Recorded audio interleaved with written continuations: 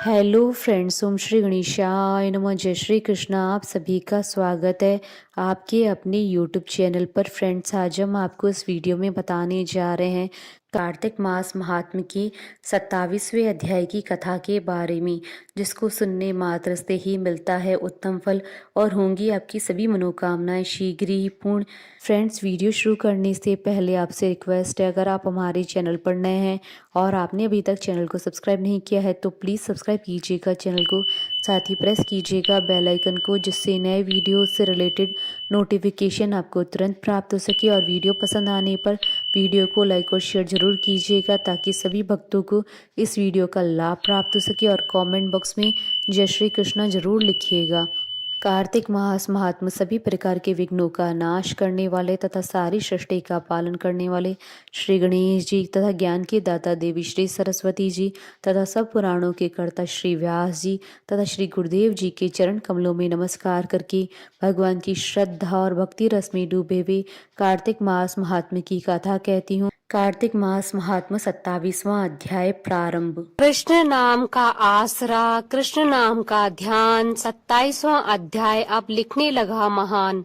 पार्षदों ने कहा, एक दिन की बात है, विष्णुदास ने नित्य कर्म करने के पश्चात भोजन तैयार किया, किंतु कोई छिपकर उसे चुरा ले गया। विष्णुदास ने देखा भोजन नहीं है, परंतु उन्होंने दोबारा भोजन नहीं बनाया, क्योंकि ऐसा करने पर सायंकाल की पूजा के लिए उन्हें अवकाश नहीं मिलता। अतः प्रतिदिन के नियम का भंग हो जाने का भय था। दूसरे दिन पुनः उसी समय पर भोजन बनाकर वे ज्यों ही भगवान विष्णु को भोग अर्पण करने के लिए गए, त्यों ही किसी ने आकर फिर सारा भोजन हड़प लिया। इस प्रकार 7 दिनों तक लगातार कोई उसका भोजन चुरा कर ले जाता रहा। इससे विष्णुदास को बड़ा विस्मय हुआ। वे मन ही मन इस प्रकार विचार करने लगे, अहो, कौन प्रतिदिन आकर मेरी रसोई चुरा ले जाता है। यदि दोबारा रसोई बनाकर भोजन करता हूँ तो सायंकाल की पूजा छूट जाती है।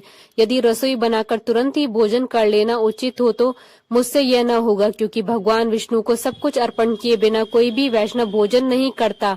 आज उपवास करते मुझे 7 दिन हो गए। इस प्रकार मैं व्रत में कब तक स्थिर रह सकता हूँ। अच्छा, आज मैं रसोई की भली भांति रक्षा करूंगा। ऐसा निश्चय करके भोजन बनाने के पश्चात वहीं कहीं छिपकर खड़े हो गए। इतने में ही उन्हें एक चांडाल दिखाई दिया, जो रसोई का अन्न हर कर जाने के लिए तैयार खड़ा था। भूख के मारे उसका सारा शरीर दुर्बल हो गया था। मुख पर दीनता छा रही थी। शरीर में हाड़ और चाम के सिवा कुछ शेष नहीं बचा था। उसे देखकर श्रेष्ठ ब्राह्मण विष्णुदास का हृदय करुणा से भर आया। उन्होंने भोजन चुराने वाले चांडाल की ओर देखकर कहा, भैया जरा ठहरो ठहरो, क्यों रूखा सूखा खाती हो, ये घी ले लो।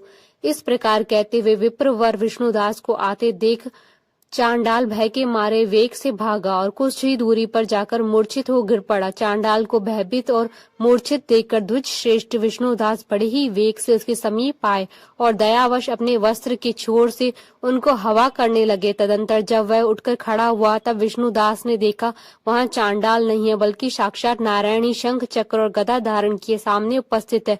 अपने प्रभु को प्रत्यक्ष देखकर विष्णुदास सात्विक भावों के वशीभूत हो गए। वे स्तुति और नमस्कार करने में भी समर्थ न हो सके, तब भगवान ने सात्विक व्रत का पालन करने वाले अपने भक्त विष्णुदास को छाती से लगा लिया और उन्हें अपने जैसा रूप देकर वैकुंठ धाम को ले चले।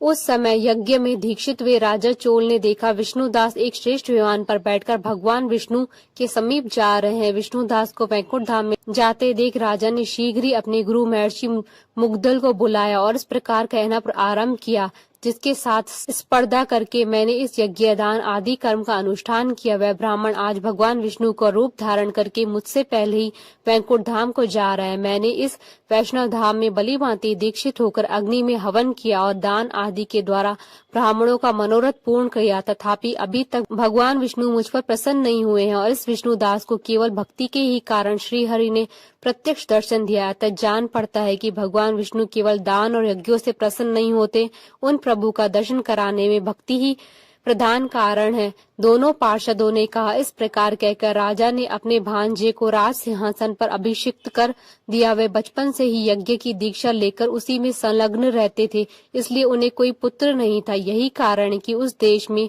अब तक भांजे ही राज्य के उत्तराधिकारी होते हैं। भांजे को राज्य देकर राजा यज्ञशाला में गए और यज्ञ कुंड के सामने खड़े होकर भगवान विष्णु को संबोधित करते हुए 3 बार उच्च स्वर में यह वचन बोले, भगवान विष्णु, आप मुझे मन, वाणी और शरीर और क्रिया द्वारा होने वाली अविचल भक्ति प्रदान कीजिए। इस प्रकार कहकर वे सबके देखते देखते अग्निकुंड में कूद पड़े। बस उसी क्षण भक्त वत्सल भगवान विष्णु अग्निकुंड में प्रकट हो गए। उन्होंने राजा को छाती से लगाकर एक श्रेष्ठ विमान में बैठाया और अपने साथ लेकर वैकुंठ धाम को प्रस्थान किया। नारद जी बोले, हे राजन, जो विष्णुदास थे वे तो पुण्यशील नाम से प्रसिद्ध भगवान के पार्षद हुए और जो राजा चोल थे उनका नाम सुशील हुआ।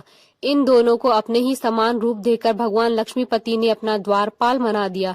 इति श्री कार्तिक महात्म्य 27वां अध्याय संपूर्ण। बोलिए भगवान विष्णु जी की जय, सनातन धर्म की जय। हमारे साथ इस वीडियो में अंत तक बने रहने के लिए आपका धन्यवाद। ओम श्री गणेशाय नमः। जय श्री कृष्ण।